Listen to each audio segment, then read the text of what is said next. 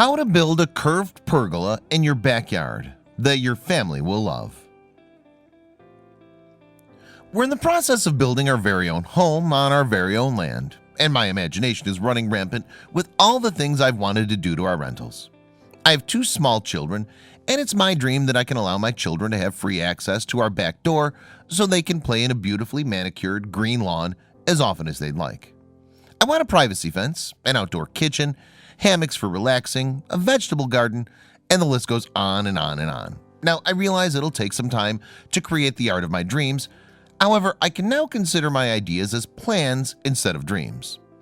One of the first things I plan to do is add function to my yard with a patio made of stone pavers, as well as some beauty and interest with the addition of an arbor.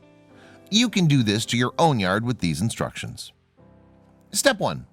Choose the site where you'd like your patio to go and dig around the perimeter. You want to dig down 6 to 12 inches. You want to reach the subgrade and tamp the full area down with a plate compactor. Step 2.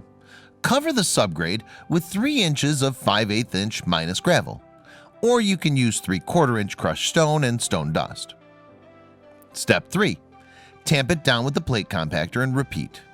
Dampen each layer with water to keep down that dust. The marked stakes are used to help you know what's level as you pour in the gravel. Step 4. Lay out your perimeter blocks. With this patio, 2 portions of the perimeter were built up so that the wall created a built-in seating. They placed unfinished capstones on the benches of the perimeter wall, which will be finished later. Step 5. Lay down 2 inches of sand and use the plate tamper or a hand tamper to smooth out the sand and create an even surface. Step 6. Lines were marked in the sand to help guide the laying of pavers so they're straight. The pavers have arrived. It's best to order a little more than you think you'll need to account for broken pavers, and so you're less likely to run out before you're finished, delaying the project. Step 7. Start setting the pavers in a predetermined pattern. Step 8. If you're making a curved patio like shown, you'll need to use a saw to cut the last of the pavers to fit in the edges.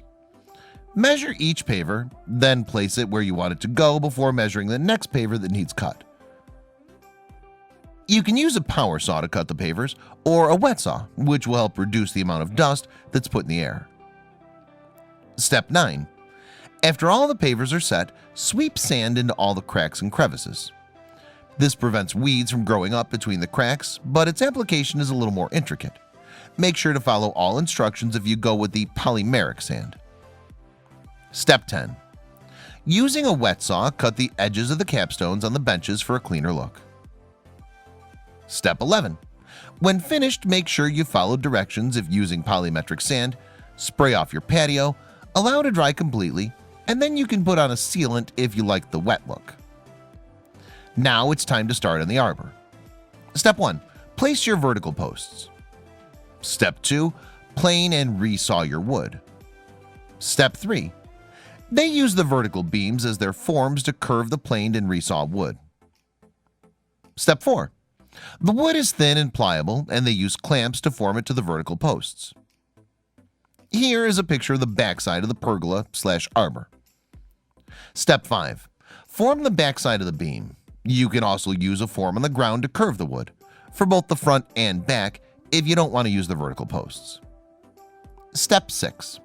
Lots and lots of clamps were needed to form both sides of the arbor onto the posts. In order to create the desired curve, they were secured directly to the posts. I believe they also had braces between each post as well for added support. Step 7. Apply the cross sections of the pergola arbor with a nail gun. You can either stain the wood before or after Step 7, depending on preference. However, it may be easier to do while on the ground rather than above your head. Step 8. Finishing touches. Touching up the stain, adding hanging baskets and lights. Step 9. Enjoy your finished paver patio and pergola/arbor.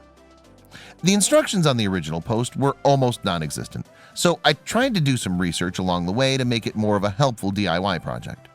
When I do this for my own backyard in the spring, I'll definitely post more instructions, and the do's and don'ts I'm sure I'll learn along the way.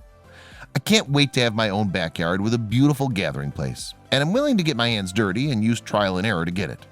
Putting in the hard work just helps you appreciate the end product so much more.